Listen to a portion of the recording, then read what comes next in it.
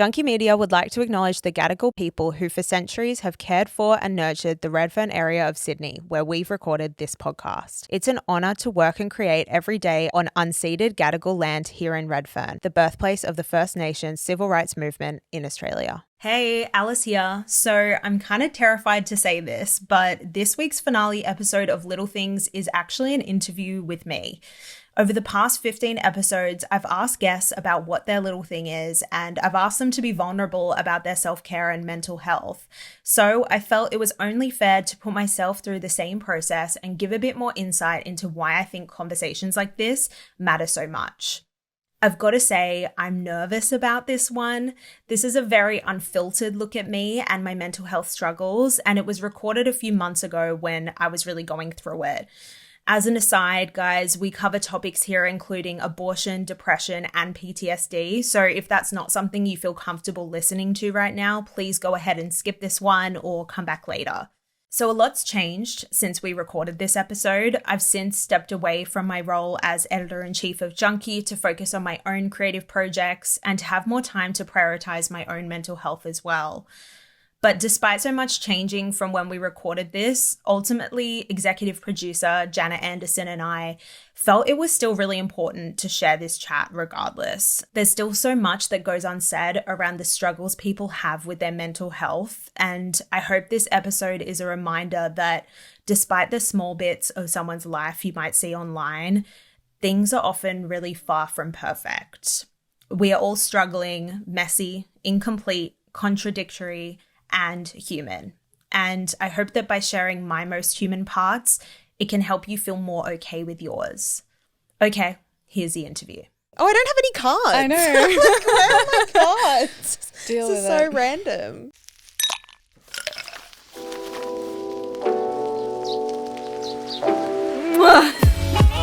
Self-care can't be summed up in a bath, which is such a shame because I love a bath.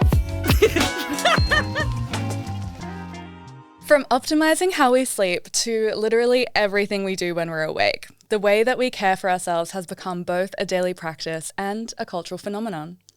I'm not Alice Griffin. Today is going to be a little different. I'm Jannah Anderson, the executive producer of Little Things, usually sitting somewhere off camera, often being thrown under the proverbial bus, always in the front seat as Alice leads a truly incredible lineup of creatives and experts through the noise of the self-care economy as they unpack the little things that are actually kinda the big things. If this is your first introduction to Alice, she is the editor-in-chief and managing director of Junkie Media, where I work alongside her as marketing and partnerships director. Alongside might actually be putting it lightly. Our desks are on top of each other and hers is endlessly spilling into mine. I fear we sometimes see each other more than we see our own partners. And we have communal lip balm. I feel like that probably captures the vibe, no? Yeah, no, that's the vibe. She is your usual host, but she's my friend. Oh my God, I'm going to cry already. She's my friend, confidant, cheerleader, and someone who I deeply respect and look up to on a daily Oh, that's nice. and look up to on a daily basis. Are you nervous? I am nervous now. If we're already getting upset and it's been 0.5 of a second. We're terrible at complimenting each other. I know. What's it like over there? I like it over here. I'm not sure actually, but I think this might be my better side. Okay, well, I'll let you know when we watch it back. Yeah. So I wanted to flip the script for this episode to really contextualize the concept of Little Things and how we actually landed here. I know it is sometimes hard for you to identify any little things or self-care rituals that you think are valid enough or like not too basic or like worthy of a conversation like this. You've even gone so far as to say to me that you don't have a little thing, and that's, if you've been along for this ride with us, been the question you've been asking every guest that we've had along the way. And I have to say, that's not my experience of you, and we'll get to that. But I have to ask in the first place, from the beginning, why Little Things?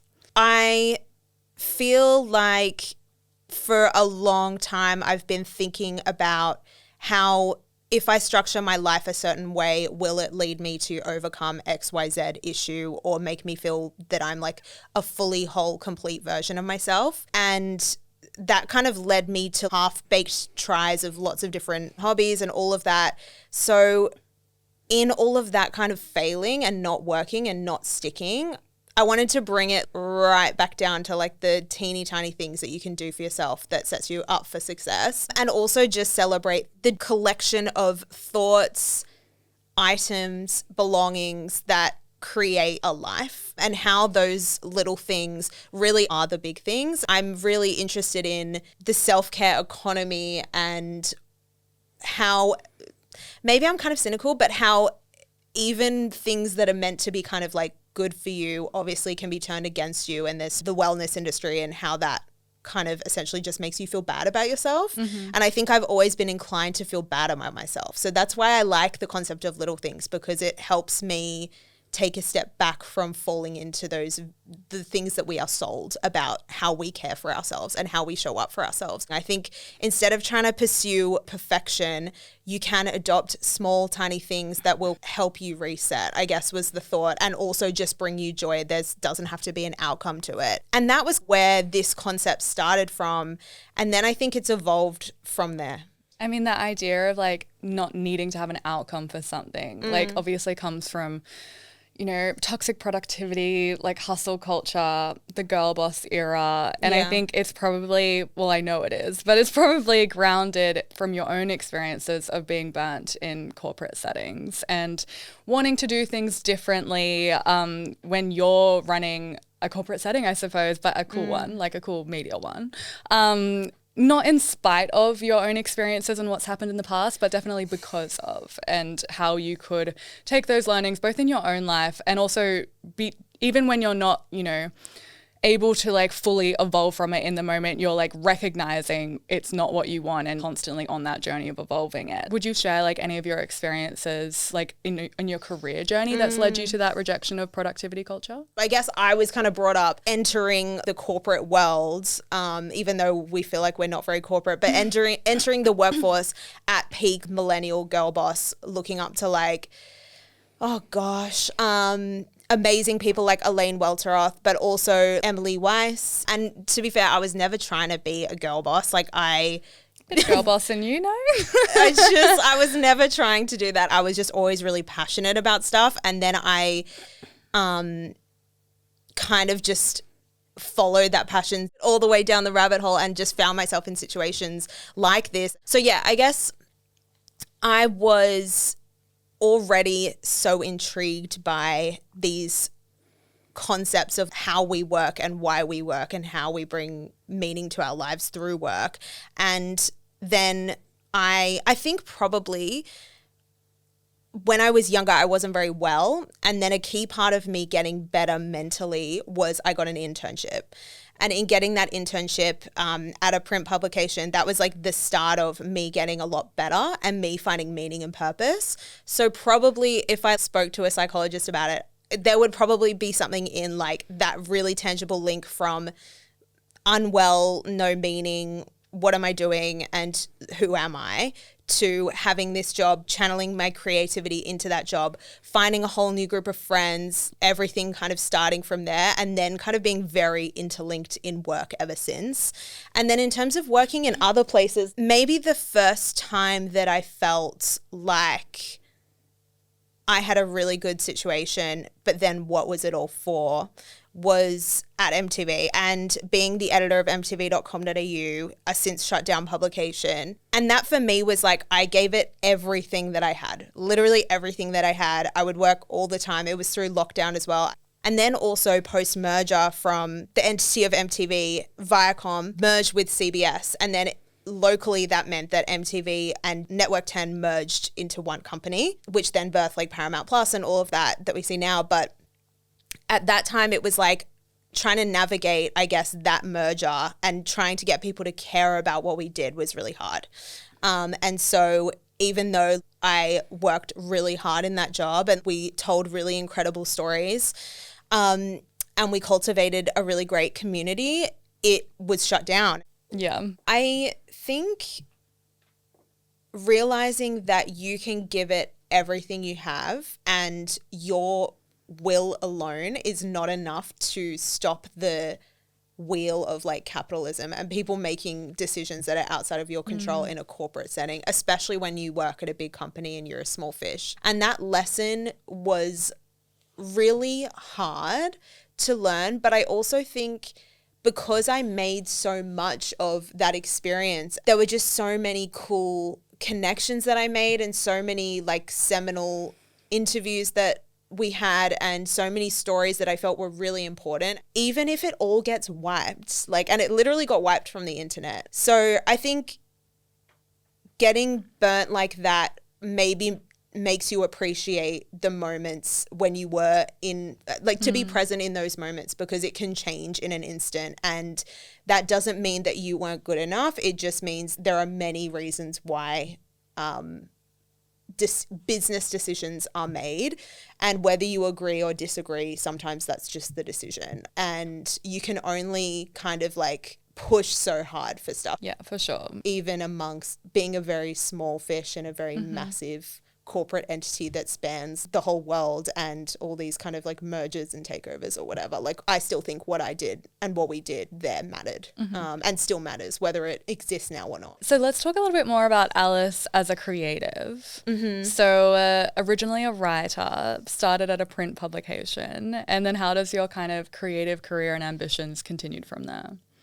Yeah, I landed that internship and was under a really incredible editor there, Kirsty McKenzie, who had been editing for 25, 30 years. And she really took me under her wing, and she would let me, I remember the first day she was like, can you do, here's 10 books. I want you to do a feature on these books and review different elements of them, and I'll have the copy tomorrow and it'll be in the next edition of. Scary. And forever print. And forever, which is fun. I do really like print for that reason. It feels very final and finished and complete in a way that my job now never does. Yeah, that was kind of the start of it. And I never really saw myself, and maybe this is a bit of an imposter syndrome thing, but I never saw myself as when I was younger, I was never like, I want to be a journalist, I want to be a writer. I was always just not really sure what I wanted to do. Even when I sent an email about getting that internship, I was like, I'll just do this for fun. I feel like working in magazines, having seen a lot of stuff on in movies and TV about working in magazines and how glamorous it looked, I just was like, I'll just email. Binge it every other day. I'll just email and see if I can work there. And then they let me work there. And that's kind of how it started. And then I kind of would do like their beauty photo shoots and their fashion photo shoots, because it was literally Kirsty, the editor, and myself, and then other contributors. She just really let me do so many cool and incredible things and start so many things. So I learned from her to just allow people space to be creative as well. And she was the first person who kind of took a chance on me. And then I wanted to move to London. And so it was less about work and it was just more about having fun, which was great. And I feel like, again, all those moments you draw, all those experiences you draw into like your life now and how you lead and how you storytell and all those things. So it was really fun to just have a time where work wasn't everything, and like being myself and exploring who I was kind of everything. And also just living in another city is really fun. I mean, for most people, work isn't everything. I know. So it's crazy to be like, that time when work wasn't everything. I know. Yeah, I think I don't realize that I'm like that though, because I feel like I'm just like everyone, but then I speak to other people and they do have obviously a better handle on their priorities and their boundaries, and they actively choose to not place their whole sense of self-worth into their work. And I obviously 100% subscribe to that in theory, and I think it's hard for me to do in practice. But I remember when I worked at MTV, I felt that they weren't taking MTV, the publication that I ran, seriously enough. And so I emailed the head of Paramount in Australia and said, hey, I want to talk to you. Like, the audacity is just wild to me, the things I would do at 25. And I was like, I really want to talk to you about what's going, like, how can we make MTV bigger? And fair play to her. I think she like game respects game, and she let me into her office for a 15-minute meeting. And it was in there just before me was like the star of the project. I was sitting there waiting outside being like, okay, here's my little pitch on mtv.com.au and why it matters. And then I went in there and like she was really kind to give me the time and like explain to me how business works. But I was like, but we tell great stories, girl. Yeah, and so I guess like I've maneuvered myself to be in these positions because I'm just feel like who wouldn't want to do that? Who wouldn't want the chance to like help people grow and develop their own voice, and also who wouldn't want to tell really cool stories? I think the hard thing is all the challenges and barriers that come with putting yourself in like leadership roles that I didn't really think about before I did it. Yeah. I guess you've kind of started to touch on it, this idea of like necessarily shaping your identity around your job and what that means. Like, how does it feel now that you're here? You got the job, like you dreamt of being a writer and a creative. You did kind of maneuver yourself into these positions with the ambition that you had along the way. But now that you're here, how does it feel? I wrote about this 5 years ago for Fashion Journal, and I kind of said in that piece that you always think when you get somewhere that you will be like complete by that thing. I remember getting this job and it was such obviously a big deal for me, and I was like really, really thrilled and over the moon to get it. And I remember like that level of happiness and excitement about getting it. It is such a privilege to be doing this. I guess you can't really, if you put all your self-worth into a career achievement over time, that does just like kind of that can't be it. So, and it doesn't make me a whole version of myself. I think if I don't feel whole already, a job won't solve that for me, and a cool title won't solve that for me. And obviously by like not feeling, by coming to the realization that you're not 100% fulfilled by like shaping your identity around work, which is valid. Can you talk to me about how you kind of landed on trying to figure out what your little things are as part of this series? Yeah, I kind of said to myself at the beginning of this year that I really wanted to figure out how to balance my life. But the bad thing is with little things is that the best way to show up for yourself is probably to have more discipline and I guess more. It's less about buying nice things, which is such a shame. And it's more about stripping it back to basics. And also, I guess self-care can't be summed up in a bath, you know, which is such a shame because I love a bath, but. I disagree. Okay. I strongly don't think it's about more discipline. I think it's about more compassion for yourself. Yeah, maybe. Having a bath for yourself is lovely. I know. It could solve a lot of things if you let yourself enjoy that moment, you know? Yeah, maybe it's about being present. I feel, yeah, it's funny. This whole series has maybe posed like more questions than answers at this stage. But I love that process and the journey of. It's been fun being on the journey. I feel like every day we're like, oh, figured it out. That's what it is. And the next day we're like, what? What was that? And then we forget what like starting the thing again. is. And then 5 years later we're like whoa. we blow our own minds every other week. We're like, wow, it's so smart. From Galsmas to KK, securing the perfect prezzies for your pals is stressful. Guys, you instantly thought of someone when I said that. You know who this one is for. The Punky 2025 Holiday Gift Guide has you covered with the product picks we're adding to cart this year. From the Insect Holiday Bundles for the friend who always bugs you for your picks, to the latest New Balance accessories, or even the perfect summer read. Guys, I'm picking up The Housemaid just in time for the movie drop. We've got you covered. Head to Punky's channels right now to get shopping. So we've been a little bit through career Alice and how you got to where you are now. You did mention in there a time in your life where you were unwell and that was like the music moment of like dun, dun, dun. Yeah. Giving same person. I wanted to know, I guess, alongside your career journey, how do you feel your mental health journey has impacted how we've come to the concept of little things? And also, as an aside for me, I think your own experiences and nuance that you bring to this makes you so much the better and amazing host for how you can guide other people through what can be confronting conversations. But yeah, I'd love to hear a little bit more about that from you. I found little things really confronting, a lot more confronting to do than I thought I would, probably because of, various mental health challenges. But I love talking to other people about their mental health stuff, and I feel like the judgment that I hold for myself is very different to the judgment that I hold for anyone else. What would you say? I think we could say Yeah. that after many a Little Things interview or pre-production call, one or both of us have found ourselves in tears at the bar. Yeah.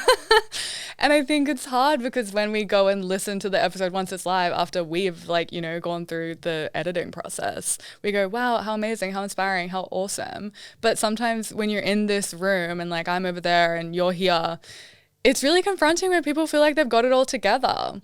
And it's crazy because often in the pre-production call, breaking so many walls here, the first conversation we have with the incredible guests that you guys have seen on the series so far is them feeling really confronted and them saying, I don't do anything for my self-care. Like, I don't know if I'm the right guest for this. Like, it can't be me. And then us talking through that with them. And then we've had such incredible examples and journeys from the guests. And then they come and tell it to us here. And then we feel confronted. I can use anything as like a fuel for comparison. So like, I should have known that. I definitely should have known that.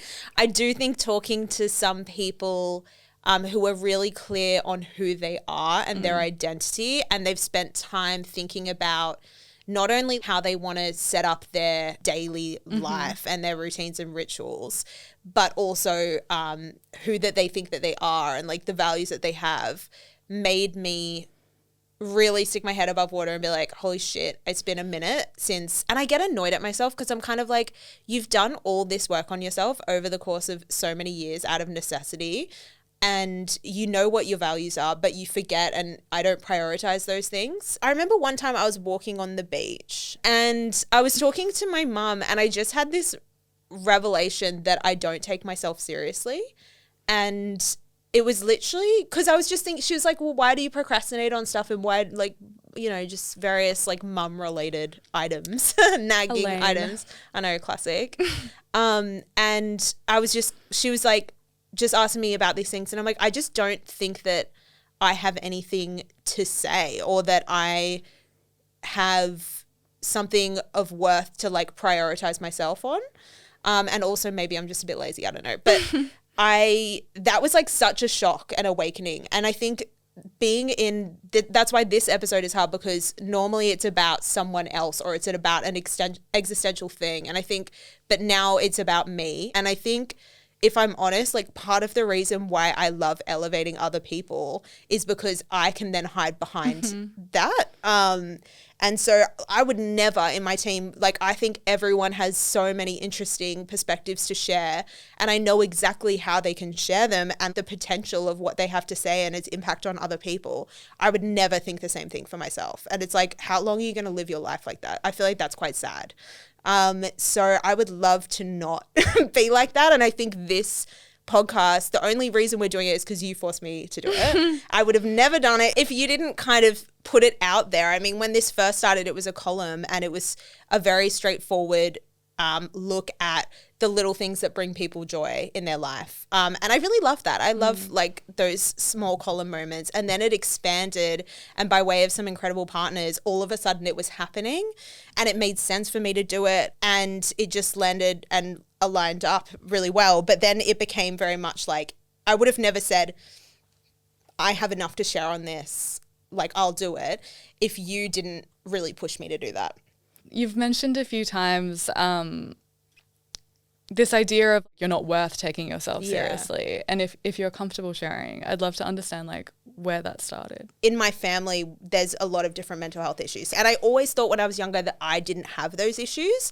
So then when it came knocking, I was really just quite surprised. When I was really young, my sister was really sick always. I had to grow up really quickly. She was really unwell and didn't talk for a period of time and was very unwell and ended up being hospitalized. And so I think obviously that had a profound impact on me at such a young age, but I didn't fully understand it. And then my sister had an eating disorder later. So like there was just various moments where we were always concerned about how she was. And that had to take priority. And it was very much at times like either she's going to continue on this path and we don't know what will happen, or she will get better. And it's a frustrating experience to be like, why can't, especially when you're a kid, you're kind of like, I don't get why you're like this. I don't get why you can't just be like everyone else. Why are you sad? Why are you scared? Like, I don't understand. And obviously this was like the 90s or like the 2000s. So it was very different. People didn't really have many conversations around mental health, and like there wasn't that understanding of what it was. And I think it was really cool of my parents to so quickly learn and educate themselves on these issues, and how they supported her and all of us was incredible. They were like, if she broke her leg, like it's like that. It's like she broke her leg, but you can't see it. And so you can't be mad at her for an illness, like, but it's obviously you're just a kid, so you don't fully understand. So that was always like the background. It was always like we were concerned about Laura. Laura was like the light of my life and also the biggest stress in my life, because I looked up to her, but I was also so concerned about her all the time, and it manifested in very like scary ways in relation to her body and how she was. And so you kind of never knew what you were going to get. So that was always that. So I was always like the funny one, and the light one, and just kind of scooting on through. And I think that's what my family needed, and that's how I felt. And then I think for me, my mental health issues I always thought were more circumstantial, but when I look back, I probably always had these issues. It just like flares up in different times.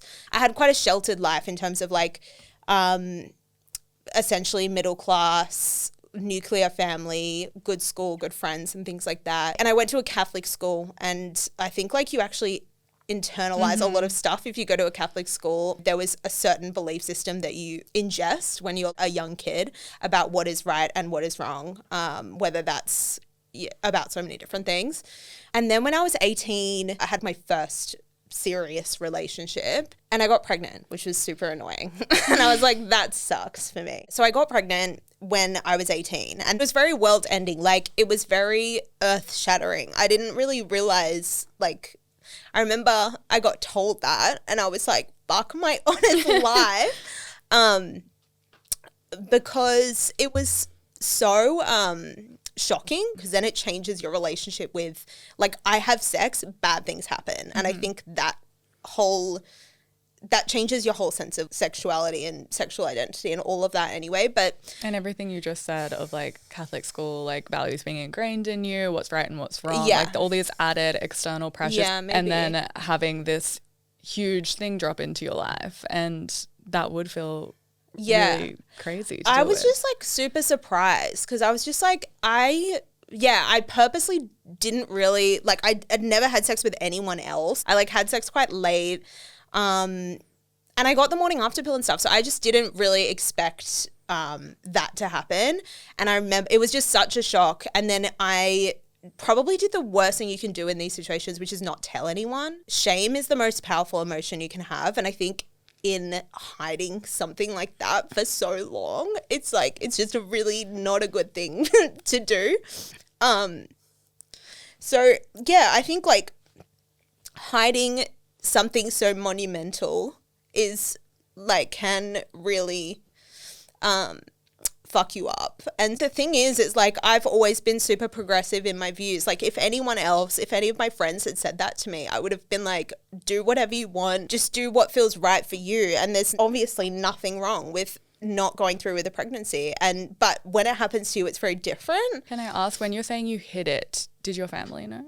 No one knew. Like, only my sister knew. My older sister knew. It's a crazy thing to bear on your own. I know, it was really not smart. But I just didn't, I felt like I would be in trouble, even though when I eventually did tell my parents, it was such a relief and they were fine and they just wanted me to be happy. But they were like, why didn't you just say that? But it was, and the issue was not what happened, although it was a very traumatic experience, obviously not going through with the pregnancy.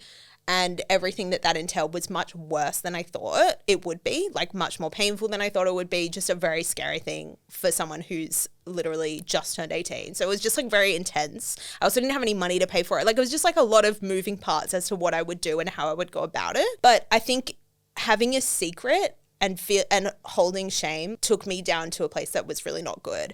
And so that was the start of a long litany of issues that I had in relation to mental health that obviously in hindsight I wish I handled differently. I didn't want to talk about it, and I also felt bad in a way that I'm like, why do I feel bad about having an abortion? Like, why do I, because my political views are obviously everyone do what you want with your bodies, and like, but when it happens to you, you do feel like, am I being selfish? Like, is this a selfish decision? It's also something that abstractly you can strongly hold that political view whilst thinking, but that's never going to happen to me. Yeah. And what a shock when it does. And you're confronted with not the fact that you've changed your like political opinion on it, but you have to deal with the consequences of that and make those choices and have your body go through that experience. And all of that is so challenging, and you can hold that at the same time as like the political belief whilst being, wow, this is really hard.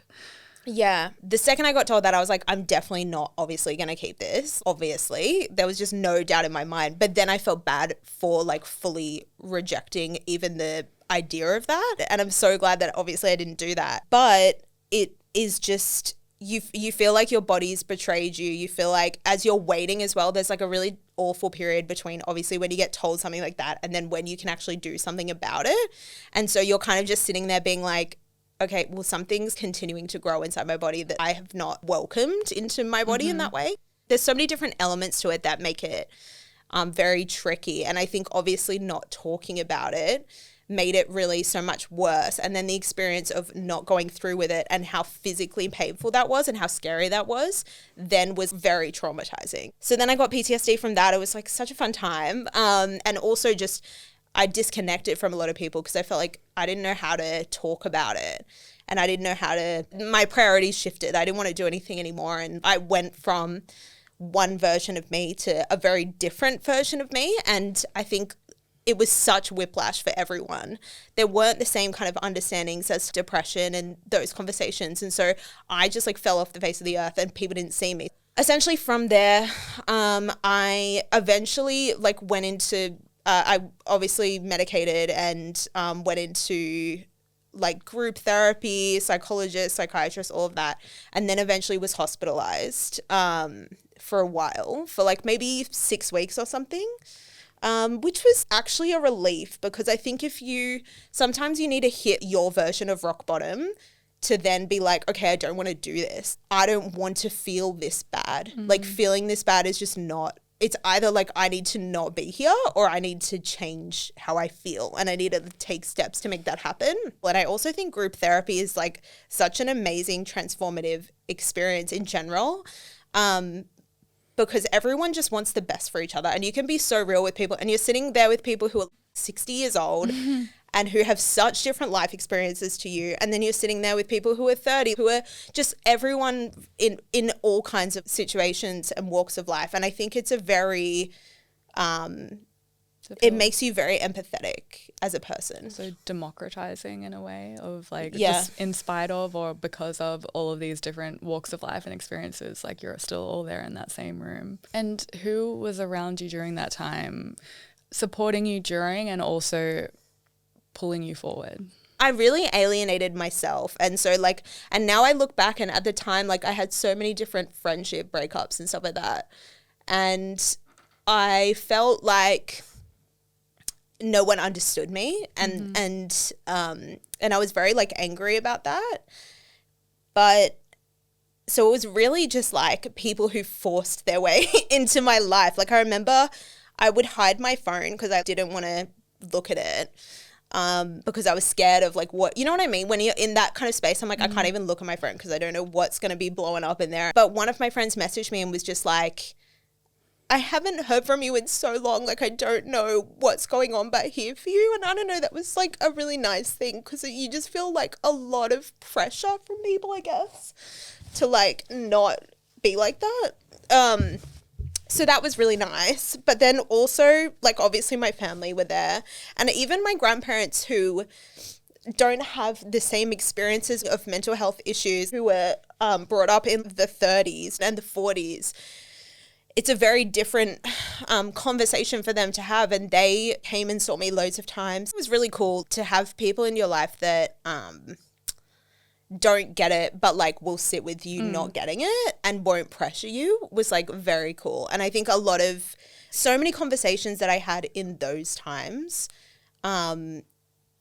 make me much more empathetic, I think now, and more well-rounded and more understanding of the world. I'm kind of grateful for the experiences that I've had in that sense, because it just makes you understand, like, the struggles that people go through are crazy. And I was in a very different situation to a lot of people who have chronic mental health issues, and they can't, like, it's just such a difficult situation for people that they find themselves in, going through shock therapy and like so much. There's nothing to kind of shake you out of something more than seeing like what it could be.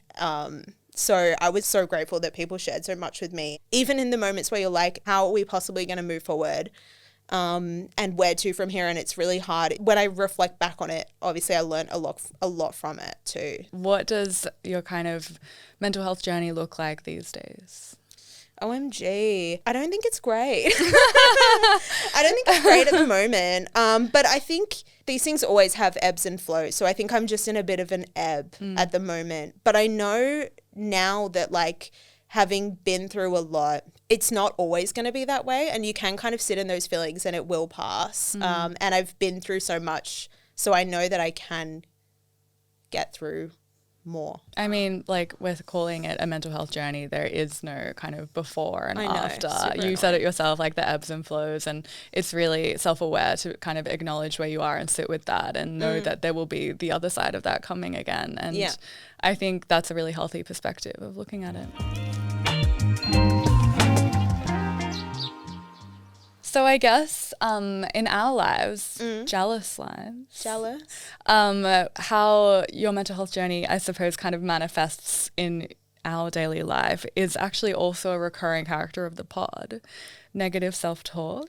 SOS, yeah. Something that you've kind of referred to a lot of times, and something that you've very kindly and generously said on this podcast that you feel I've helped you with. Yes. Negative self-talk is a really easy thing to fall back into. And I think lately I've been worse at it. And being more public has made me more scrutinize myself more. So I think it's actually come up more from that sense. And I'm very quick to question myself. I think maybe we all take ourselves too seriously, and maybe I've kind of got some of it figured out in the sense of like, it's not all about you. I don't know. I think humility is great, hot. It's not what I've seen you kind of spiral into, and that's a bit of a cop-out. We're all like this. Be more like me. I think to kind of bring it back to, I said that you say that I've helped you. And in a way, like, I think, like, I'm kind of just here being like, stop it. Don't do that. Like, we're doing a cool thing. And maybe I'm like, am I being mean? And then you're like, thank you so much. You're helping me. I'm like, how does that help you? 2 hours later, I feel much like it's more just like someone else recognizing that I'm spiraling and then being like, can we not do this? And I also, Josh, my boyfriend as well, deals with me obviously being like this. And he's like that too. So it's having someone else to be like, okay, we're actually just not doing that. That's not what we're doing. And actually you're going to affect, the best way to get me out of it is like, you're going to affect other people. Yeah. Like if you do a panel and then you come off the panel, everyone's worked really hard and then you go out there and then you're like, I don't know if I was any good. It's like, that's annoying for everyone else. Conversation we've had the other day. Yeah, I know. And so I realized that that's like quite, you know, a lot of work goes into being a part of these moments, and instead of celebrating them, I'm kind of like, I could have done that better. I also think that's what we've spoken about, is where does that bleed into striving for excellence? Because I think part of being so self-critical, and maybe I disagree with this actually, but when I'm trying to justify it, it's like, part of being so self-critical is what makes you excellent. Well, I think you and I have had this conversation of how do we continue striving for excellence? How do we celebrate the moments and things that we achieve along the way without, you know, tearing them apart and being hypercritical of them? Because of course we could have done it differently. We could have done it better. We could have done it longer. Like there's so many different things we can do. And I don't know if I've ever shared my perspective on. Oh yeah, go on. So often we're on your perspective on that particular topic. But I feel like often, like there's things even we've done together in the past 2 years that we can look back on now and think we would do that totally differently now. Wait, can you tell me one? No. Everything was amazing, don't worry. Look away. Key projects, I suppose. And we both acknowledged that and talked about it at length. But I will still say, and I believe wholeheartedly, that me back then, me in that moment, I'm looking back and going like, I wouldn't have done it differently then. I did the best that I could possibly do then. I put my all into it. And I know we both put our all into what we do here.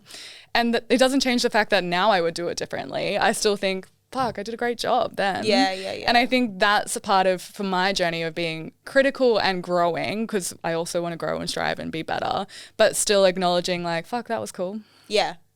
Yeah, and I think you've helped me with that a lot. And I think it helps the team a lot. Like, I think it's so important to celebrate wins, and that's just not, it's just our brains work differently like that. That's just like I've mentally moved on. Love a party, love a celebration. I've mentally moved on, and I don't like logistics. I know.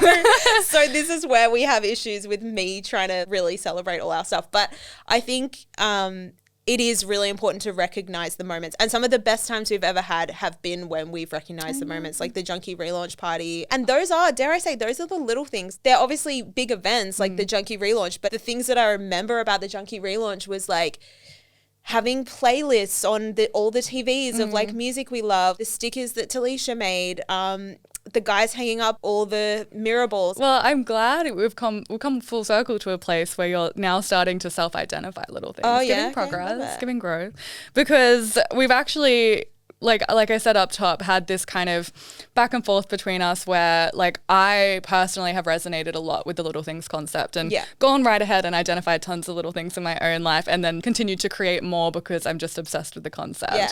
And then on the other side of it, you've obviously been facilitating these incredible conversations with guests and pulling their little things out of them, which isn't always straightforward. And that's something that you're guiding them through. And I think that your mental health journey, like the generosity with your own perspective that you're bringing to these conversations really does allow people to be vulnerable and bring out their own little things. And I think part of the issue of you not being able to self-identify little things is because it requires this enjoyment of a thing in real time. Yeah. It requires reflection in real time. It requires being still and being present. Scary. And romanticizing a little and indulging in a moment and like letting yourself have that. And I don't know if you remember this, but you told me when we thought that we would sit down and have this chat and I would be the person here that I would tell you what your little thing is. Cute. Okay. I'm excited. You did your homework. I love it. I would have forgotten anyway. So I know. I'm reminding you. Yeah. I haven't figured it out for you because I think only you can do that. Yeah. But what I can do is share what I've noticed. Okay, go on. So I actually have bit of suspense building as a moment here. I have some contenders that didn't make the cut. Oh, okay. And I think my contenders are going to be what you think I'm going to tell you your little thing is, and you're wrong. It's going to be great. Okay. Suspense. Is everyone ready? I'm ready. Contenders. Okay. Thank you. Really quiet drum roll over there. So, contender number 1. Yeah. This is one that I suggested originally, and you and Josh said, it's not that deep. Yeah. Alice's 500 beverages in the morning. Yeah, I love to be hydrated. And I like to not choose. Am I meant to respond or just be quiet? Girl, do whatever you want. Okay. Like, are we running through? Shut up. Yeah, no, I love having a coffee, smoothie, water, juice. That's my dream. And I get to live my dream every single day. And here you are, 5 bottles, containers, coffee cups. I know. Traipsing along, leave them all over my desk. I know. Every day without fail. See, I think that's something that, I mean, you could romanticize and make that part of your moment and how you set up your day. And you're like, okay, I'm switched on now. But no, it's not. It's just one of the contenders. Okay. Ready for second contender? Yeah. This is the one I think you want it to be. And it's cool. Okay, what is it? Your nails. Yeah. Which I don't have on, which is crazy. Fraud. I know, I'm such a fraud, but... Sorry. Why did you think I was going to say your nails are your little Well, thing? I just only recently, like the past 2 years, started getting my nails done, and it has just transformed my life in every way. Giving put together, giving complete. Yeah, it's fun. It's just a good time. I don't know what to tell you. When I have nails that have olives on, like, and then people recognize that my nails are meant to be olives, like, I don't know if How they recognize fun you for said, do everyone. you know what they are? Do People you? did. People knew that they I were know, after you olives. asked them, I was there, I heard. They Yeah. were like, are they olives? Yeah, but it's fun to have a talking point, and you do feel more put together. Like your life is together when you have your nails done. Used and to right be. now, my life is not together. That used to be fake tan for me, but haven't fake tanned all year. So you don't need to here we fake are. tan. Thanks, Queen. So are you ready for what I've noticed? Okay, yep. You look terrified. I'm a bit nervous because like those are the things. Like I don't know what else I've got. Okay. What I've noticed is Alice's little thing, the Griffin family group chat. Oh, that's cute. And the 10,000 variations of. Yeah, that's so true. Not the Wordle, just regular. Yeah, no. Not like the WhatsApp group chat with everyone. No. As much as I love the extended fam. You're talking about my family group chat of just the 5 OGs. Mm-hmm. Love it. I'll tell you why. Yeah, go on. I mean, like this. My experience of it is the second you get off stage anywhere, and I'm usually mummager in the front row. Yeah. Can I have some photos for Elaine? Can you airdrop me? I haven't come yet. Sending immediately through to the group chat, and then not just one person replies, they all reply. Yeah, everyone's hyping you up. They're not there, but they've all taken a moment out of their day to be present in that moment with you and celebrate you, which is really special. Yeah. Also, I think I've noticed that throughout this entire conversation, every moment along the way was I had a great idea because I had this idea validated, because along the way supporting me, they were there. They're the main characters that have been on the journey with you. I mean, yeah, I'm super lucky. I feel like obviously everyone has different experiences with their family. I'm just really, really thankful for the experience that I have and like the work that everyone puts into it. And I just don't feel like anyone, like I just think it's so rare to have a family that are so close. I think you're saying you think that, but I don't know that you know how rare it is. I do. I feel like I do. Like I feel like, but I don't like to show off about it. But like, I feel like, you know, having parents that are in a loving relationship and having a dad who is just like such a girl dad and just them both being so inspiring in their own ways, and then how all us 3 girls are so different,